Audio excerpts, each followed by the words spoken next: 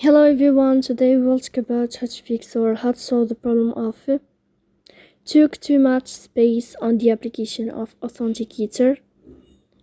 You will click on settings. In this page you can click on apps, default apps, app settings. On above you can search about Authenticator and you will enter. Then you can click on first stop and you can click OK. After that, you'll enter to the window of storage.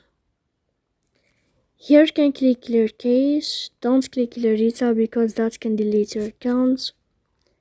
In the end, you can turn off your phone and you can wait a moment to turn on your phone again. So please don't forget to support us by like and subscribe. See you next time in another video and thank you for your attention.